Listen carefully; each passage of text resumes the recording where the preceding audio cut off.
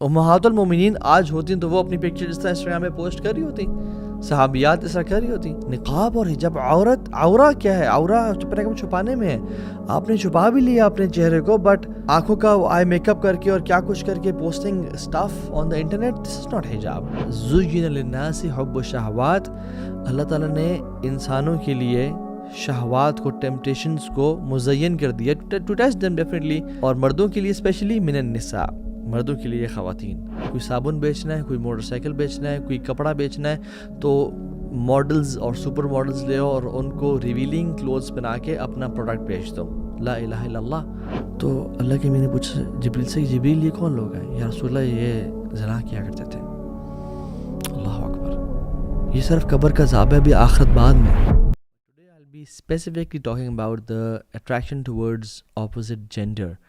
مرد کو عورت سے اٹریکشن اور عورتوں کو کچھ مرد سے اٹریکشن. ٹھیک ہے, سب سے پہلی حدیث جو اس میں پرومیننٹ ایک حدیث ہے جو کہ اللہ کے نبی نے صلی اللہ علیہ وسلم ہمیں بتا کے چلے گئے, وہ صحیح بخاری اور صحیح مسلم کی اوتھینٹک حدیث ہے, متفق علیہ.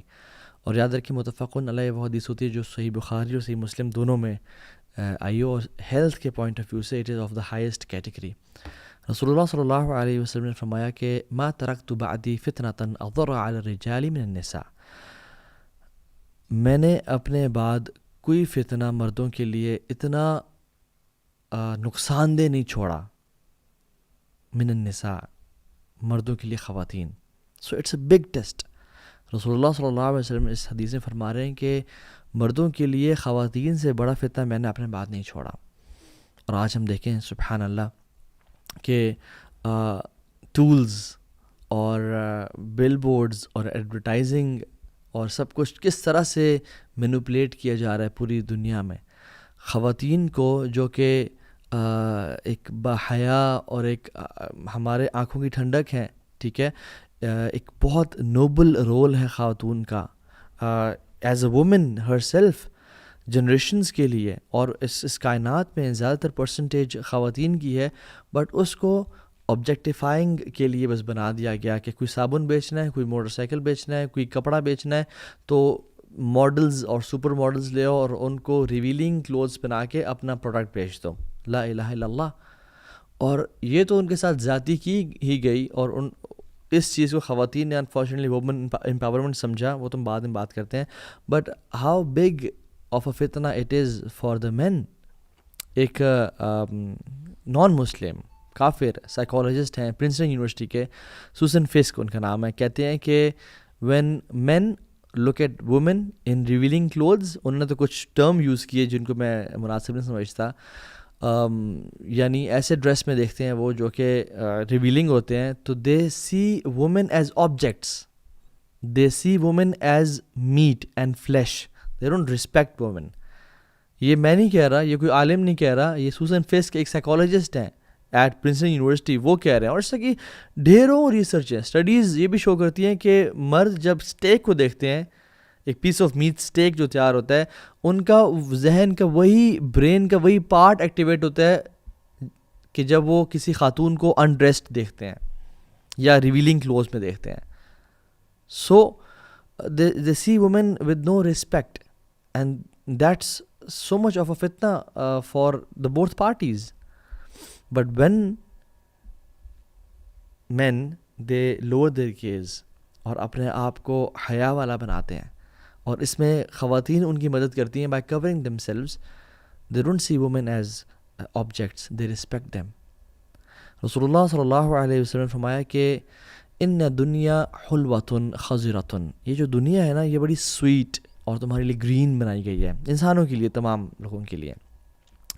اور پھر فرمایا کہ وَإِنَّ اللَّهَ مُسْتَخْلِفُكُمْ فِيهَا فَيَنْظُرْ كَيْفَ تَعْمَلُونَ, اللہ تعالیٰ نے تم لوگوں کو اس میں خلافت بخشی ہے, تم انسانوں کو, مرد و خواتین کو اس میں خلیفہ بنائے, یعنی تم رول کرتے ہو, تم اشرف المخلوقات ہو, تاکہ اللہ تعالیٰ جانے کہ تم کیا کرتے ہو, کیا اعمال کرتے ہو. فرمایا فَاتَّقُوا الدُّنْيَا وَاتَّقُوا النِّسَاءَ, تو دنیا, فیئر دنیا اینڈ فیئر وومن, کہ کہیں تم ان پہ ظلم, زیادتی یا ان کے اس ٹیسٹ میں نہ پڑ جاؤ. ٹیسٹ کس طرح کا کہ تم کہیں گناہ نہ کر بیٹھو. اللہ کے نبی صلی اللہ علیہ وسلم نے حالانکہ دنیا میں ہر چیز آتی ہے لیکن اسپیسیفکلی وومن کا بھی مینشن کیا کہ for men women are a big test.